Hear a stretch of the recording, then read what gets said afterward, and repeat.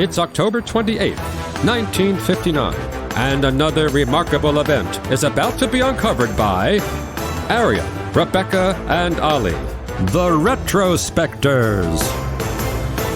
When the Great and General Court of the Massachusetts Bay Colony opened a meeting on September the 8th, 1636, and then adjourned it until today in history of the same year, they could have had no idea the havoc they would unleash on Harvard University and its origin story, not to mention on this day in history podcasters in the years to come. And that's because this fateful weeks-delayed meeting had come together to discuss the appropriation of £400 towards a school or college, which they ultimately passed, thus beginning the life of the oldest institution of higher learning in the US.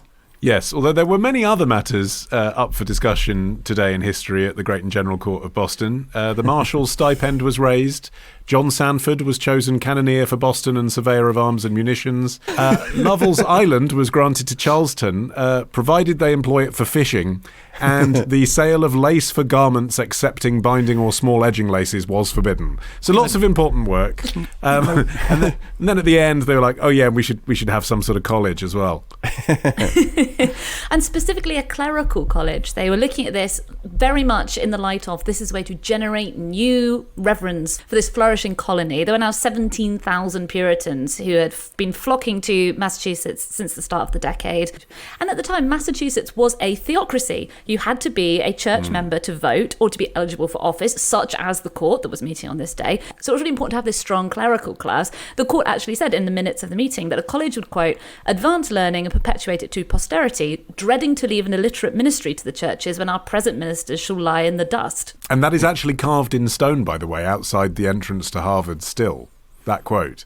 So this motivating, driving force behind the creation of the college was very, very clear. You know, it was only 7 years after the Puritans had landed and started building things. They knew they needed some pillar of learning because they wanted to preserve their religious ideas, and they needed native educated preachers to do that. There was some dispute about where the university should go, and in 1637 the court directed that the college should be located at Newtown, and added that Newtown shall henceforth be called Cambridge, I guess because they knew what they were trying to emulate. Although when the first students arrived in 1638, it definitely did not look like a grand Ivy League campus as it does now. It certainly didn't. It was just a wooden farmhouse surrounded by cow pastures, and their experience was pretty much, I mean, this was actually, I think, from what I know anyway, that this was actually very common in Europe as well, that university, especially because a lot of people went to university much younger than they do now, but a university was run almost like a boarding school. But this one sounds like a particularly grim and strict boarding school. The students' routine was really tightly governed. It began at 7 a.m. when students had to appear in their tutor's room for prayers, and then they had to be there again at 5 o'clock. And in between, they're expected to be analysing scripture that then they would discuss with their tutors. To be fair, that sounds like training to be a priest. I mean, that is what I would expect from a divinity school. Yes, except that it was being run by a chap called Nathaniel Eaton, and he was 27 years old when he arrived. He was actually a college dropout from Trinity in Cambridge, but he subsequently went over and studied at the Dutch University of Franeker with William Ames, who was the Puritans' most revered theologian. So he came with these really high-end qualifications and credentials, but he was a terrible teacher. He routinely whipped his charges, apparently, and, what's even worse, his wife failed to provide them with adequate beef and beer, which, you know, as a university student, must be the most horrible thing. Well, she was also accused of serving them a hasty pudding laced with goat dung. She denied this, but she did admit serving them spoiled fish and bread made with sour meal. So on the whole, it was not a great university experience, and the students did complain. Nobody really cared that Nathaniel Eaton was beating them because that was par for the course in lots of institutions at the time. However, when he beat his assistant almost to the point of death, that did raise some eyebrows, even in the rough and tumble world of the new colonies. And so he was removed. The school closed for the remainder of that academic year. And then finally, under the much less deranged Master Henry Dunster, who nonetheless publicly thrashed two of the students when they were accused of insulting the townsfolk, but that was obviously considered an improvement on beating people to the point of death. Eventually, that inaugural class of 9 students received their diplomas in 1642 at Harvard's first graduation graduation ceremony. But not before it had got its new name, because amid all of this chaos, a chap called John Harvard had begun to take an interest in this new college, and he is thought to have crossed over on the same ship as Eton, apparently, and definitely visited the new college in its sort of these fledgling terrible days of everyone being beaten half to death. But when he died, sadly, of consumption shortly after the college opened, he bequeathed half of his estate and his entire library, and the General Court was so grateful that they ordered that the college should henceforth be known as Harvard College. Which is fascinating, isn't it, when you think about the relationship that American universities still have with benefactors and financial institutions, as opposed to their European counterparts who have always had an uneasy relationship with sort of, putting the names of people on libraries if they weren't actually academically qualified. So he was a great bibliophile. He had 400 books that he donated to the university on his death, and that was the sort of foundation of the Harvard University Library. So he was certainly learned, but here is, at the earliest possible moment in American history, the American university establishment demonstrating that they are available to be bought.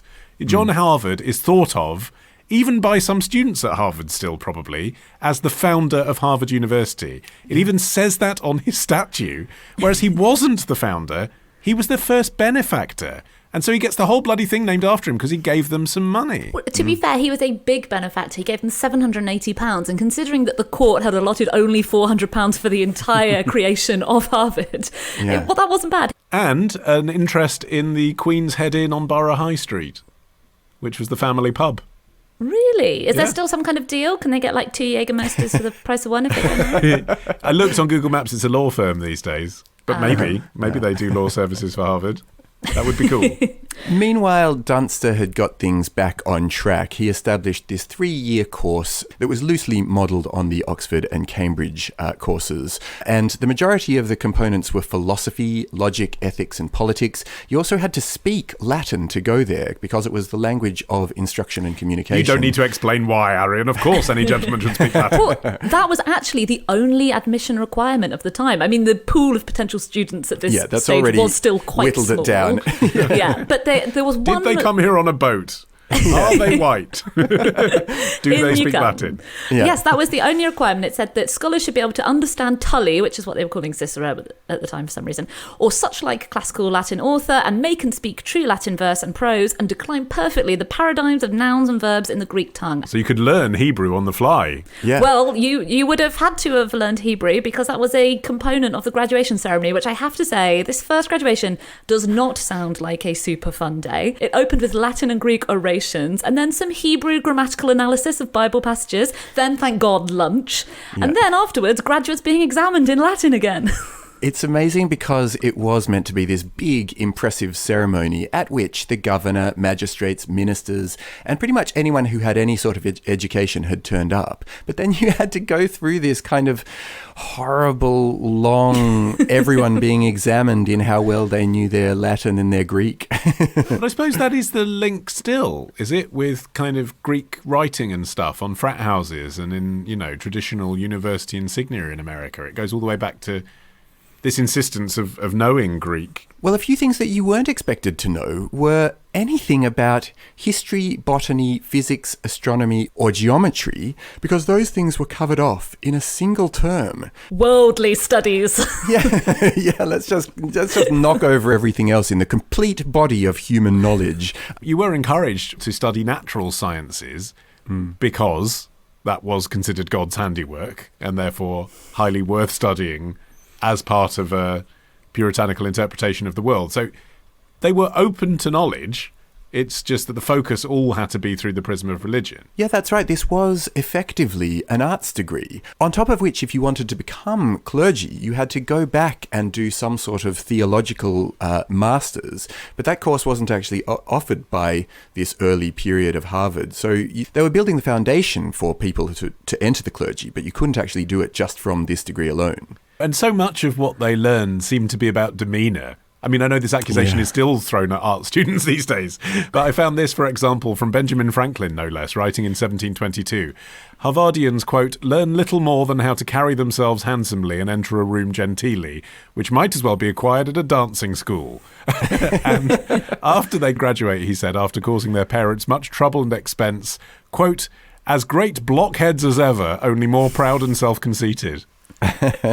Yeah, well, they were banned from doing lots of things that we would consider crucial to the university experience. Drinking, smoking, going to taverns or fairs, going to other towns, hanging out with people who led a dissolute life, leaving college after 9 p.m. or being up past 11 p.m. It was literally a list of things I went to university to do. Exactly.